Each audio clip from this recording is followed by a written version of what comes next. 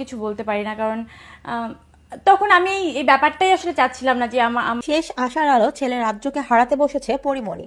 কেননা গত 2 সপ্তাহ ধরে চিকিৎসাধীন অবস্থায় হাসপাতালে রয়েছেন এই ছোট্ট রাজপুত্র। তবুও সুস্থতার দেখা মেলেনি।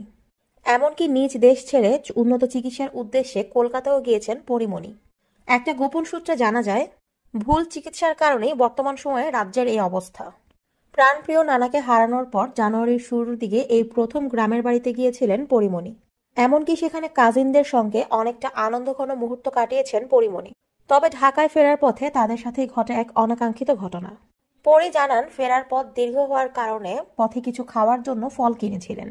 তবে সেই ফল শুধুমাত্র মিনারেল ওয়াটার দিয়ে ধুয়ে খেয়েছিলেন পরি সহ তার পুরো টিম, এবং সেই ফল খেয়েই তারা গুরুতরভাবে অসুস্থ হয়ে যায়। তারপর তারা সবাই হসপিটালে ভর্তি হন।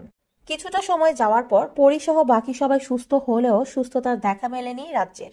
দেশের স্বনামধন্য হাসপাতালে রাজ্যকে ভর্তি রাখলেও সময়ের সাথে সাথে রাজ্যের সুস্থতা বাড়েনি, বরঞ্চ অসুস্থতা বেড়েছে। যে কারণে দেশ ছেড়ে উন্নত চিকিৎসার জন্য কলকাতায় পা রেখেছেন গত 2 দিন আগে পরিমণি। রাজ্যের অবস্থার উন্নতি না দেখে অসহায় ফিল করেন পরি। তখন ফেসবুকে একটি পোস্ট দেন পরি। পরির ফেসবুক পোস্টটি দেখে পরির প্রাক্তন স্বামী রাজ। রাজ পোস্টটি দেখে খুবই ভেঙে পড়েন এবং হাসপাতালে ছুটে যান পরি ও রাজ্যের কাছে।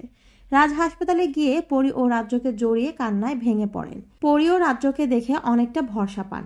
রাজ পরির কাছে ক্ষমা চান। রাজ বলেন, আমার ভুল হয়েছে, আমাকে ক্ষমা করে দাও, আমি অনেক অন্যায় করেছি তোমার সাথে।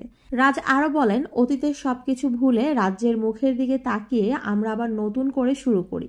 পরিও এতে সম্মতি জানান।